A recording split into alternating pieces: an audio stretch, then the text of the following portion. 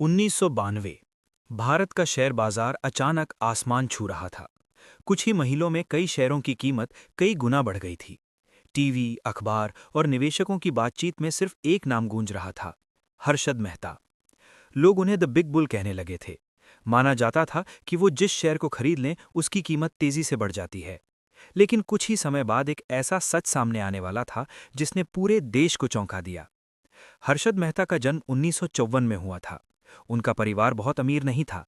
शुरुआत में उन्होंने कई छोटी नौकरियां की, कभी सेल्समैन के रूप में तो कभी अलग-अलग कंपनियों में छोटे पदों पर काम करते हुए।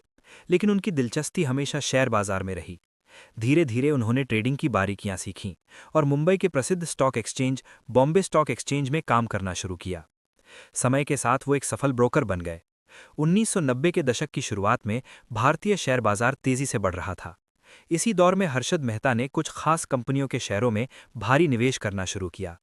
जब वो किसी कंपनी के शेयर खरीदते तो कई निवेशक भी उनके पीछे पीछे वही शेयर खरीदने लगते। इससे शेयर की कीमत तेजी से बढ़ने लगती।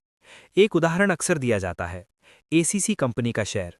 कहा जाता है कि इसकी कीमत कुछ ही समय में लगभग 200 रुपए से बढ़कर करीब 9,000 रुपए तक पहुंच गई। इस तरह की तेजी ने हर्षद मेहता को अचानक बहुत प्रसिद्ध बना दिया। मीडिया में उनकी चर्चा होने लगी और उन्हें दलाल स्ट्रीट का बिग बुल कहा जाने लगा। उनकी जीवन शैली भी लोगों का ध्यान खींचने लगी। महंगी कारें, बड़ा घर और एक शानदार लाइफस्टाइल, ये सब उस समय के लिए बहुत असाधारण माना जाता था। लेकिन इसी बीच एक सवाल भी उठने लगा, इतनी बड़ी रकम आखिर आ कहां से रही थी? उस समय बैंकिंग सिस्टम में एक व्यवस्था होती थी जिसे रेडी फॉरवर्ड डील कहा जाता था। ये सरकारी बॉन्ड के आधार पर बैंकों के बीच होने वाला एक तरह का अल्पकालिक लेन देन था। इस प्रक्रिया में कभी कभी बैंक रसीद नाम के दस्तावेजों का इस्तेमाल किया जाता था। बाद में जांच में सामने आया कि इसी व्यवस्था की कमजोरियों का फायदा उठाकर शेयर बाजार में बहुत बड़ी रकम लाई जा रही थी। आरोप लगे कि कुछ लेन देन में ऐसी बैंक रसीदों का इस्तेमाल हुआ जो वास्तविक बॉन्ड से जुड़ी नहीं थीं।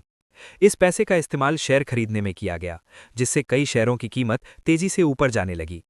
जब बाजार में बड़ी मात्रा में खरीदारी होती तो कीमतें बढ़तीं और अन्य निवेशक भी उसी दिशा में पैसा लगाने लगते। इससे शेयरों की कीमतें और ऊपर चली जातीं। कुछ समय तक ये सिलसिला चलता रहा और बाजार में तेजी बनी रही। लेकिन 1992 में एक महत्वपूर्ण मोड़ आया। वित्तीय पत्रकार सुचेता दलाल ने इस पूरे मामले की जांच शुरू की। उन्होंने सवाल उठाया कि एक स्टॉक ब्रोकर के पास इतनी बड़ी रकम कैसे आ सकती है। उनकी रिपोर्ट के बाद इस मामले पर और ध्यान गया और जांच शुरू हुई। जैसे जैसे जांच आगे बढ़ी, कई वित्तीय लेनदेन की परतें खुलने लगीं। ये मामला सामने आने के बाद शेयर बाजार में घबराहट फैल गई।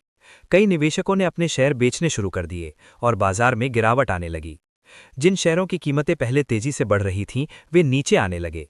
इसके बाद इस मामले में कानूनी कार्रवाई शुरू हुई और हर्षद मेहता को गिरफ्तार किया गया। कई एजेंसियों ने पूरे मामले की जांच की। ये घोटाला इतना बड़ा माना गया कि इसके बाद भारत के वित्तीय और नियामक सिस्टम में कई बदलाव किए गए ताकि बाजार को अधिक पारदर्शी और सुरक्षित बनाया जा सके। हर्षद मेहता की कहानी आज भी भारत के शेयर बाजार के इतिहास में एक महत्वपूर्ण अध्याय मानी जाती है।